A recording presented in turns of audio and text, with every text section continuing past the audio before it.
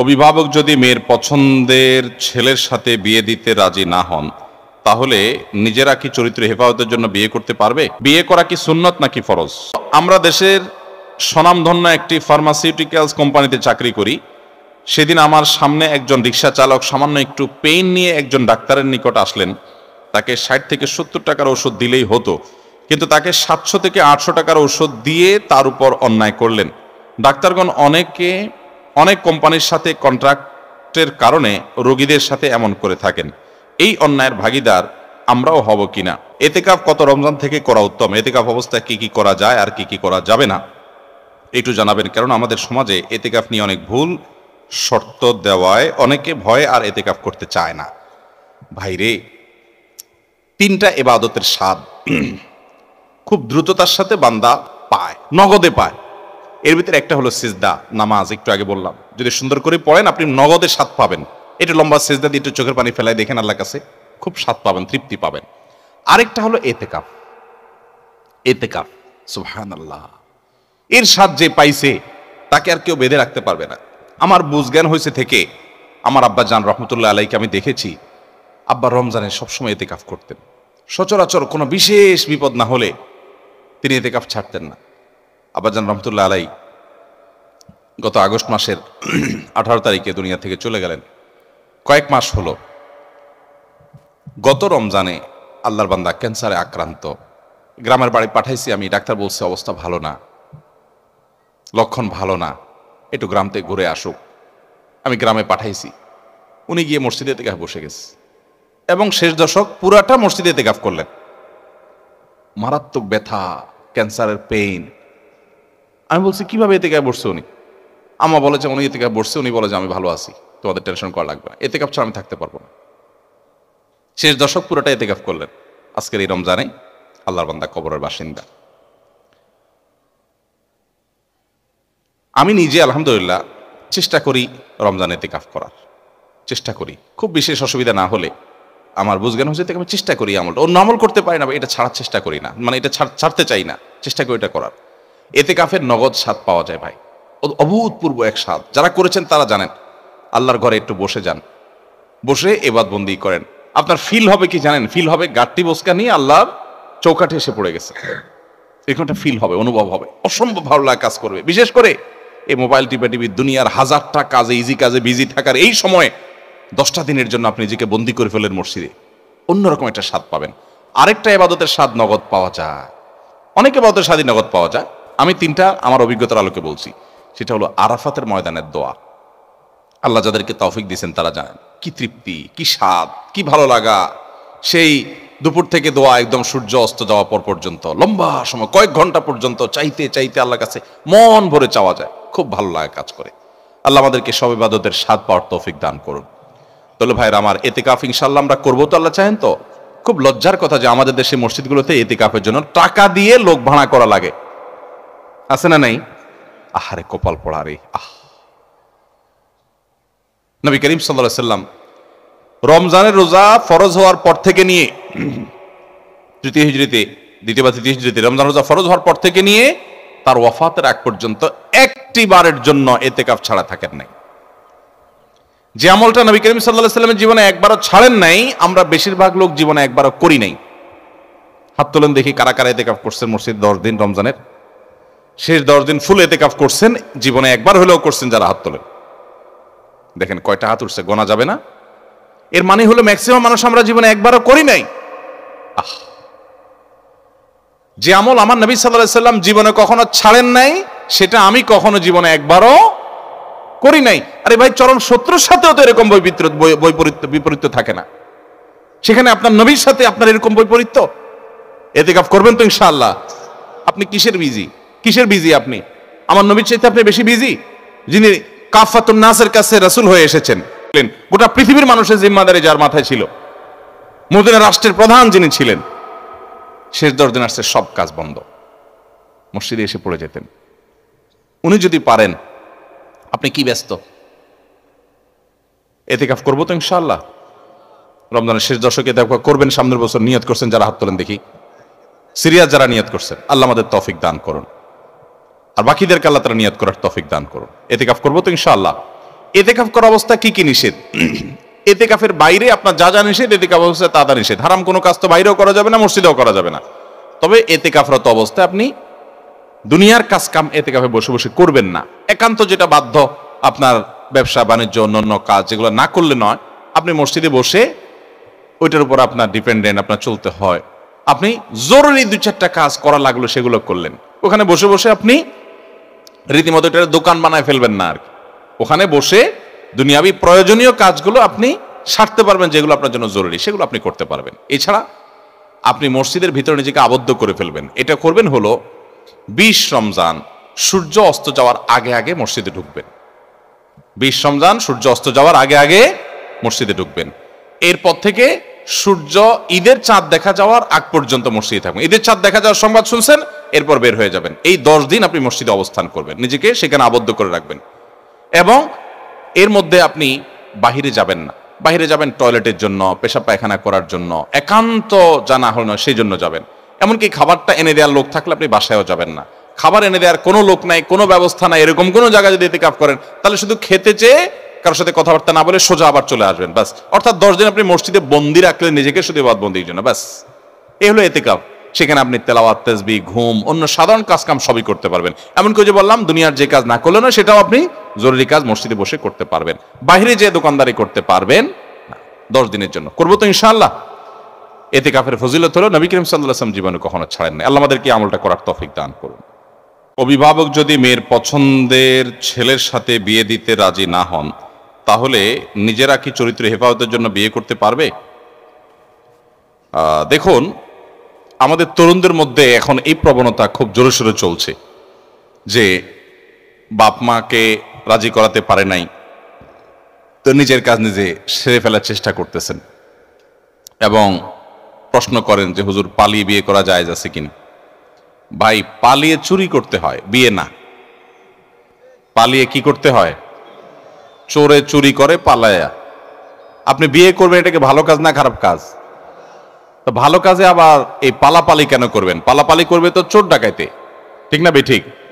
অতএব বিয়ে হবে সুন্দর করে ঘোষণা দিয়ে, মা বাবা রাজি না, তাদেরকে রাজি করে বুদ্ধি বাইর করেন।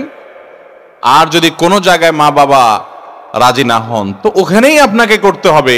এটা আপনাকে হলফ করতে বলছে কে? আপনি চেষ্টা করুন বাবা মাকে যথাসম্ভব রাজি করানোর। আমরা অনেক ক্ষেত্রে এসব জায়গায় ভুল করে বসি, তরুণ ভাইরা, যুবক ভাইরা। হ্যাঁ, যদি এমন হয় আপনার বয়স হয়ে গেছে অনেক, তারপরও বাপ মা বিয়ে করান না। অনেক বাপ মা আছেন, তাদের হিসাব নিকাশগুলো বড় লেম।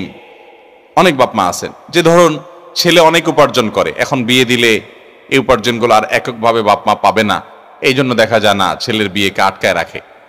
আমি ওই যে কোথায় জানি, নারায়ণগঞ্জের, হ্যাঁ নারায়ণগঞ্জে না মুন্সিগঞ্জে জানি, এক জায়গায় মাহফিলে গেলাম। তো এক লোক আইসা আমি জিজ্ঞেস করলাম, ভাই বিয়ে করছেন? বলে হুজুর বহুদিন পরে এখন করছি। বয়স কত? বলে 37 বছর। আমি বললাম হাওলা কত, তো বুড়া হওয়ার বয়স, আপনি এখন বিয়ে করছেন? বলে না, 2-3 বছর হয়েছে বিয়ে করছি, বাচ্চা কাচ্চা হচ্ছে না। কারণ ওই যে অনেক দেরিতে বিয়ে করলে বাচ্চা কাচ্চা অনেক সময় হয় না। যাই হোক, তো ওই ভদ্রলোক বললেন যে হুজুর, আমাদের এলাকায় বাপ মারা ছেলে মেয়েদের বিয়ে দিতে চায় না, ছেলেদের বিশেষ করে বিয়ে করাতে চায় না। বিয়ে করালে যে ইনকামের টাকা কমে যাবে, এরকম অনেকে চিন্তা করেন। এরকম যদি করেন কোনো বাপ মা, অথবা অনেক মেয়ে চাকরি করে, উপার্জন করে, বাপ মা জানে বিয়ে দিলে টাকা চলে যাবে, এরকম যদি থাকে কোনো বাপ মা আছে, তারা যদি এরকম করে, তাহলে সেক্ষেত্রে আপনি অবশ্যই ওলামাদের সাথে পরামর্শ করে আপনার চরিত্র হেফাজতের জন্য বিয়ের উদ্যোগ নেবেন। এবং আপনার এই সমস্ত ক্ষেত্রে আপনি যদি চরিত্র হেফাজতের জন্য বাধ্য হন, তাহলে ভিন্ন কথা। আপনাকে অনেকে আছে যে বয়স 20 বছর, বলে হুজুর চরিত্র হেফাজতের জন্য বিয়ে করতে চাই। তোমার চরিত্র নষ্ট করতে ওই রোডে যাইতে বলছে কে তোমারে? তুমি যা একটা মেয়ের সাথে ইনবক্সে ইটিস পিটিস করবা ফেসবুকে, এরপরে বলবা যে চরিত্র হেফাজতের জন্য হুজুর বিয়ে ছাড়া উপায় নাই। তোমার ওই জায়গায় যাইতে বলছে, তোমার এখান থেকে সরে আসো, এরপরে চেষ্টা করো। তোমার যদি স্ত্রীর মোহর দেওয়ার মতো ক্ষমতা না থাকে, ভরণ পোষণ দেওয়ার মতো মিনিমাম ব্যবস্থা না থাকে, তো নবী করিম সাল্লাল্লাহু আলাইহি ওয়াসাল্লাম তোমার জন্য রোজা বলেন না, বিয়ে বলেন না, তোমার জন্য রোজা বলছেন। তোমার জন্য কি বলছেন? রোজা রাখতে বলছে। তবে হ্যাঁ, সামর্থ্য হয়ে গেলে ছেলে মেয়েদের, বাবা মা তাদের বিয়ে বিলম্ব করলে তারা আল্লাহর কাছে গুনাহগার হবেন। কি হবে? গুনাহগার হবেন। ছেলে মেয়েরা উপযুক্ত হয়ে গেলে, উপযুক্ত পাত্রপাত্রী পেলে আর দেরি করবেন না। নবী সাল্লাল্লাহু আলাইহি ওয়াসাল্লামের নির্দেশ দ্রুত বিয়ে দেওয়ার জন্য। অনেক বাপ মা আছে ছেলে মেয়েদেরকে বুড়া করে, সেটা জায়েজ নাই। যাই হোক, এরপরে প্রশ্ন হলো, বিয়ে করা কি সুন্নত নাকি ফরজ? বিয়ে করা সুন্নত নাকি ফরজ, এটা নিয়ে আমাদের অনেক ভাইরা বিতর্কে লিপ্ত হন।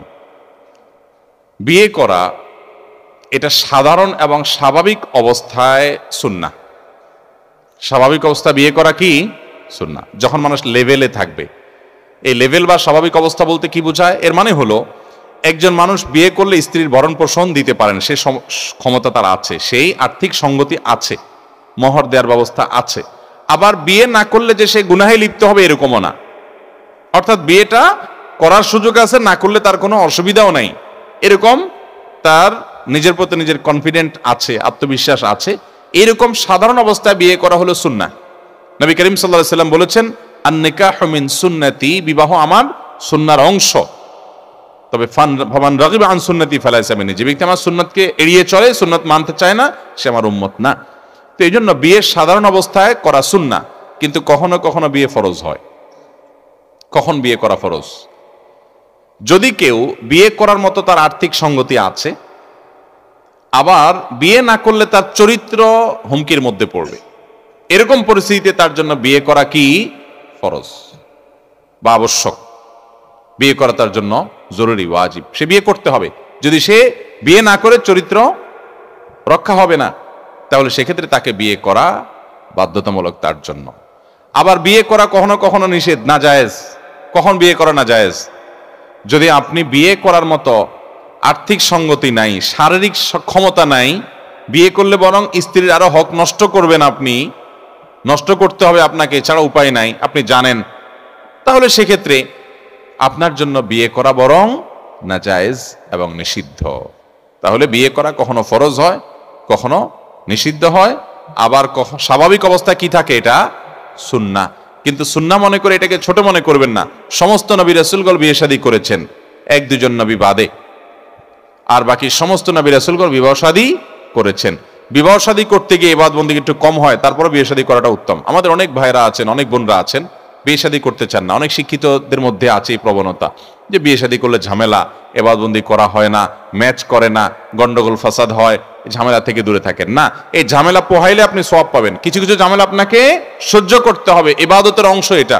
নবী করিম সাল্লাল্লাহু আলাইহি সাল্লামের দাম্পত্য জীবনে উম্মাহাতুল মুমিনিনদের সাথে কখনো কখনো অভিমান হয়েছে, এবং নবী করিম সাল্লাল্লাহু আলাইহি সাল্লাম সেই অভিমান ভাঙার জন্য ওমর রাদিয়াল্লাহু তাআলা উদ্যোগ নিয়েছেন। এগুলো জীবনের অংশ। হ্যাঁ, অভিমান এক জিনিস, আর ঝগড়াঝাটি আর ছোটলুই করা আরেক জিনিস। সেটা নবী সাল্লাল্লাহু আলাইহি সাল্লামের যুগে খুলাফায়ে রাশিদের জিন্দেগিতে সেটা হয় নাই। আমাদেরকে সেই জায়গায় যেতে হবে। অতএব বিয়ে শাদী করাটা হলো সুন্নাহ এবং উত্তম, যে আমাদের বিবাহ শাদী করতে গিয়ে যদি একটু ঝামেলা পোহাতে হয়, ইবাদত একটু কম হয়, তারপরে সওয়াব বেশি হবে ইনশাআল্লাহ। এরপরে প্রশ্ন হলো, আমরা দেশের স্বনামধন্য একটি ফার্মাসিউটিক্যালস কোম্পানিতে চাকরি করি। সেদিন আমার সামনে একজন রিক্সা চালক সামান্য একটু পেইন নিয়ে একজন ডাক্তারের নিকট আসলেন। তাকে 60 থেকে 70 টাকার ওষুধ দিলেই হতো, কিন্তু তাকে 700 থেকে 800 টাকার ওষুধ দিয়ে তার উপর অন্যায় করলেন। ডাক্তারগণ অনেক কোম্পানির সাথে কন্ট্রাক্টের কারণে রোগীদের সাথে এমন করে থাকেন। এই অন্যায়ের ভাগীদার আমরাও হব কিনা? আমরা এখন কি করতে পারি? ভাইরা আমার, খুবই দুঃখজনক একটি বিষয় এবং প্রশ্নটি বেশি গুরুত্বপূর্ণ।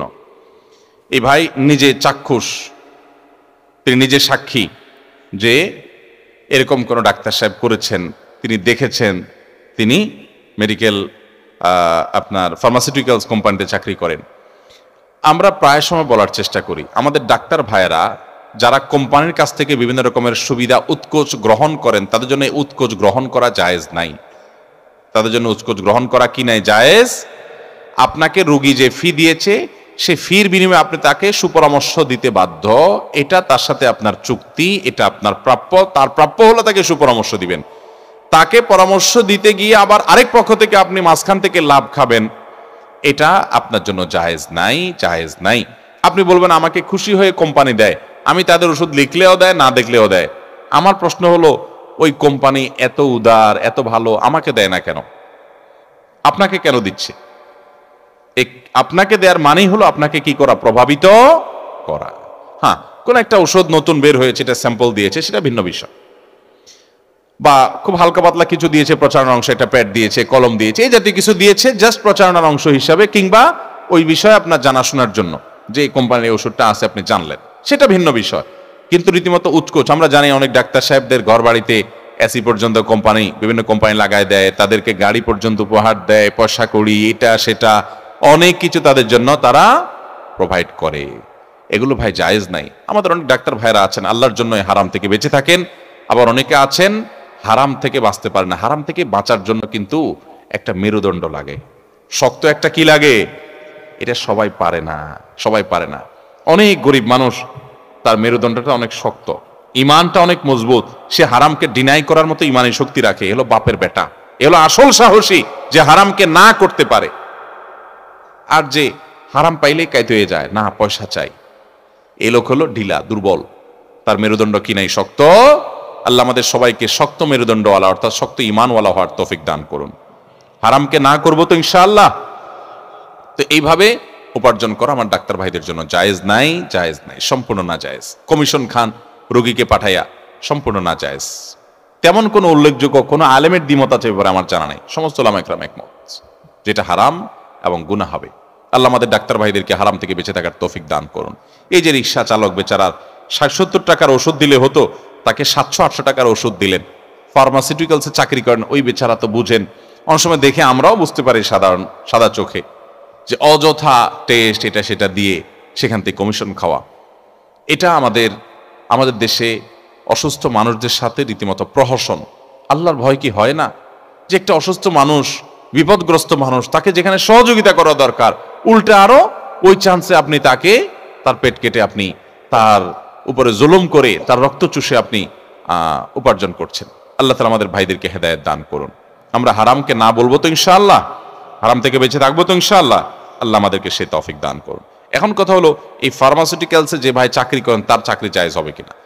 ফার্মাসিউটিক্যালসে আপনি ওষুধ তৈরি করা কিংবা এটা মার্কেটিং করা, সাধারণ কাজগুলো করলে সেটা অবশ্যই জায়েজ হবে। কিন্তু আপনার কাজে হলো ডাক্তার সাহেবদের উৎকোচ দেওয়া, সেটার হিসাব নেওয়া, রিপ্রেজেন্টেটিভরা যেটা করে সাধারণত ডাক্তারের চেম্বারের বাইরে বসে বসে চেক করা, ডাক্তার লেখলো কিনা ঠিক মতো, রিপোর্ট দিলেন, অর্থাৎ আপনি এই কাজগুলোর সহযোগিতাই করলেন সরাসরি, তাহলে আপনি কিন্তু সেই গুনাহের ভাগীদার হবেন, কারণ আপনি গুনাহের কাজে কি করছেন, সহযোগিতা করছেন। আল্লাহ সূরা মায়েদার 2 নম্বর আয়াতে বলেছেন, ওয়ালা তাআওয়ানু আলাল ইসমি ওয়াল উদওয়ান, পাপ গুনাহ অপরাধ সীমা লঙ্ঘনের কাজে কেউ কারো সহযোগিতা করবা